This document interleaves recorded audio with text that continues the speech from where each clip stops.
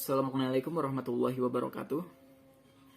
Perkenalkan, nama saya Muhammad Riansyah dan kelompok saya yaitu Indah Siti Aulia, Nida Fadila Salsabila, Rita Damayanti, dan Ulfiana Hanifah. Di sini akan menjelaskan sedikit mengenai tentang tahapan perubahan penerapan sistem biaya taksiran menjadi biaya standar pada perusahaan manufaktur.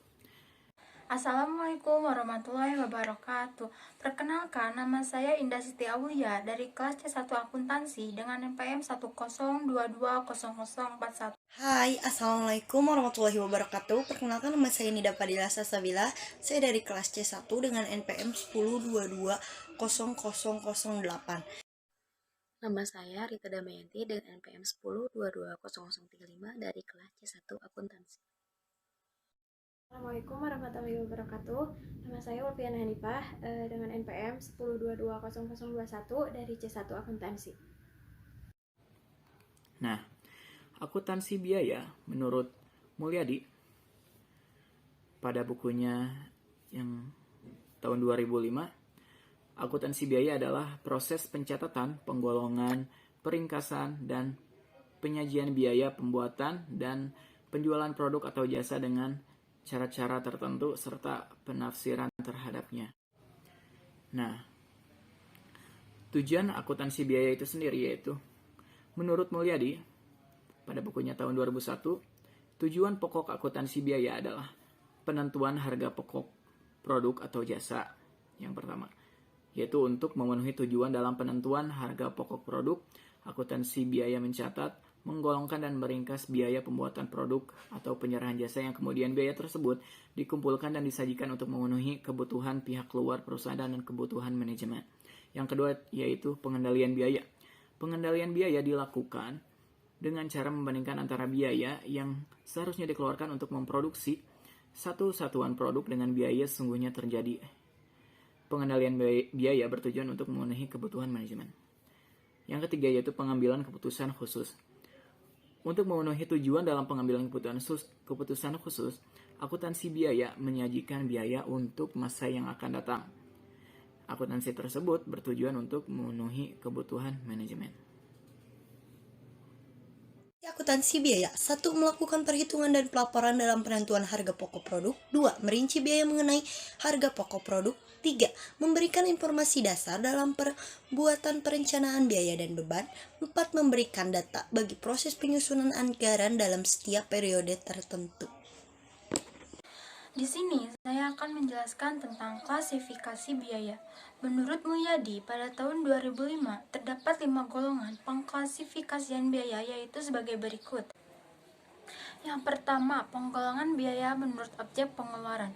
Dalam cara penggolongan ini, objek pengeluaran biaya merupakan dasar penggolongan biaya. Misalnya, objek pengeluaran itu adalah bahan bakar. Maka, semua pengeluaran yang berhubungan dengan bahan bakar disebut dengan biaya bahan bakar.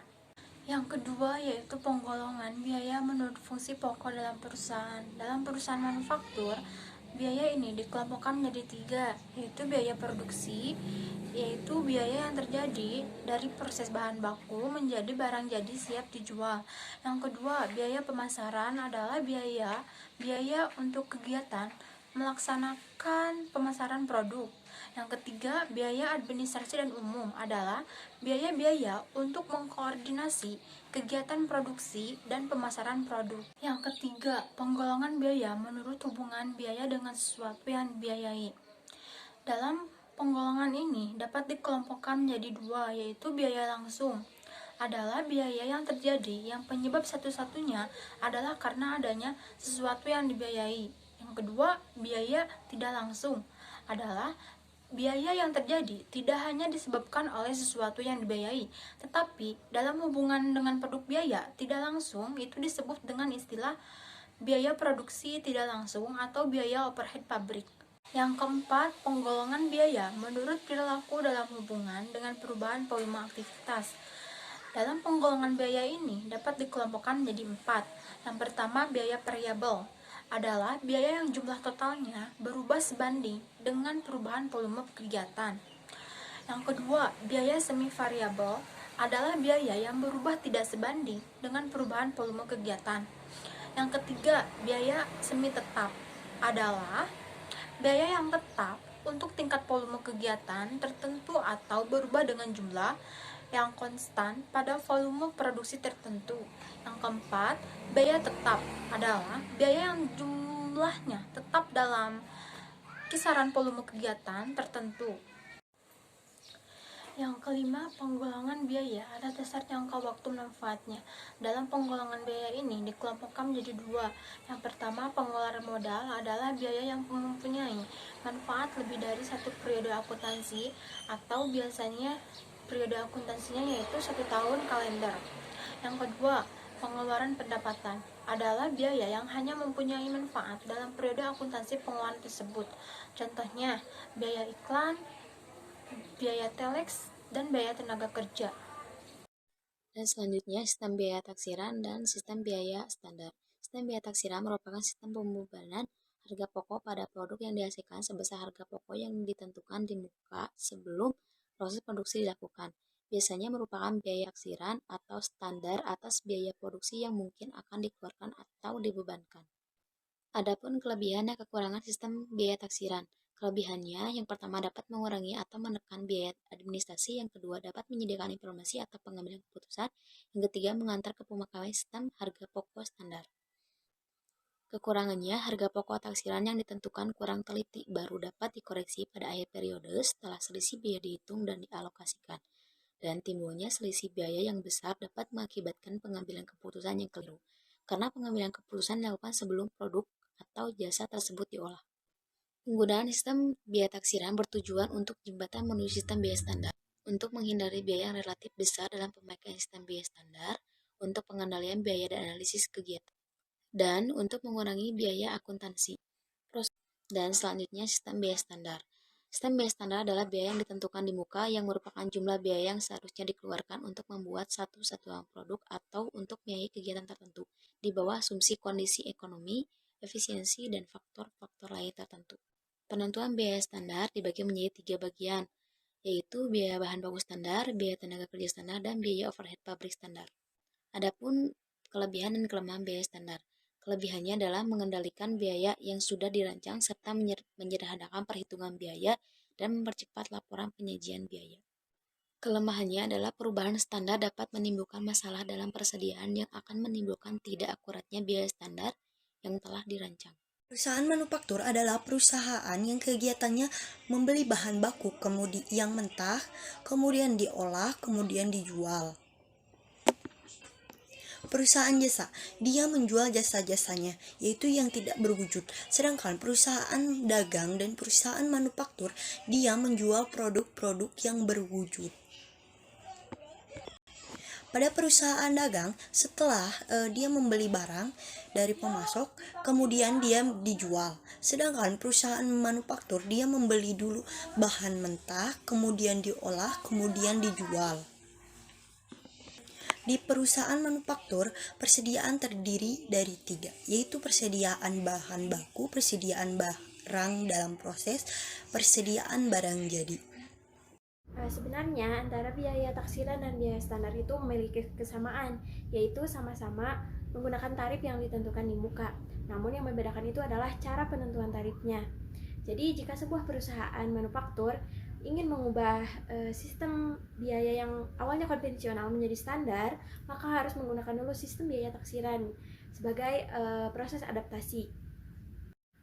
Jika pada biaya taksiran hanya memperhitungkan atas dasar norma fisik masa lampau, maka pada sistem biaya standar memperhitungkan komponen-komponen masa depan juga seperti kondisi ekonomi dan faktor-faktor lainnya. Berbicara tentang sistem biaya taksiran itu dipisahkan dari biaya produksi, maka akan muncul 3 unsur biaya, yaitu biaya bahan baku, biaya tenaga kerja, dan biaya overhead pabrik. Unsur biaya yang pertama yaitu biaya bahan baku. Jika perusahaan menerapkan sistem biaya taksiran, maka biaya bahan baku penggunaannya didasarkan pada harga pada kontrak pembelian atau pada katalog yang dipublikasikan. Sementara jika perusahaan ingin mengubah sistem biaya taksiran menjadi biaya standar, maka perusahaan perlu juga memperhatikan kuantitas standar, di mana kuantitas standar itu memerlukan adanya harga standar. Dan menurut Mulyadi, Harga standar itu bisa berupa harga yang diperkirakan akan menjadi harga di masa yang akan datang, biasanya dalam jangka waktu 1 tahun.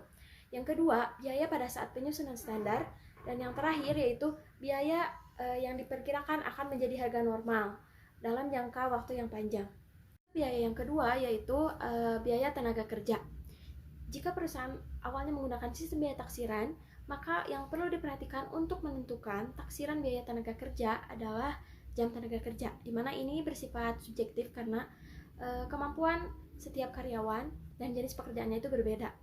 Nah, taksiran biaya tenaga kerja ini merupakan hasil kali dari taksiran jam tenaga kerja yang diperlukan untuk memproduksi sebuah produk dikali dengan tarif biaya tenaga kerja. Nah, jika perusahaan ingin beralih kepada sistem biaya standar, maka perlu memperhatikan faktor-faktor lain seperti rata-rata jam tenaga kerja pada periode lalu, taksiran operasi produk dalam keadaan normal, penyelidikan kinerja karyawan dalam waktu yang diharapkan, serta taksiran wajar berdasarkan pengalaman dan pengetahuan operasi produk.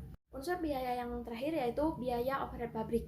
Nah, jika menggunakan biaya taksiran, maka perusahaan perlu melakukan pemisahan biaya berdasarkan hubungannya yang akan menghasilkan biaya tetap dan biaya variabel. Setelah dipisahkan antara BOP tetap dan BOP variabel, maka BOP yang dibutuhkan dapat ditaksir lalu dibagi dengan jumlah produk yang akan diproduksi. Nah, jika ingin beralih kepada sistem biaya standar, maka perusahaan tidak perlu melakukan pemisahan hubungan berdasarkan biayanya. Perhitungan BOP standar dapat dihitung dengan cara BOP standar yang dianggarkan pada kapasitas normal dibagikan dengan kapasitas normal. Sekian dari saya, mohon maaf apabila ada kesalahan. Wassalamualaikum warahmatullahi wabarakatuh.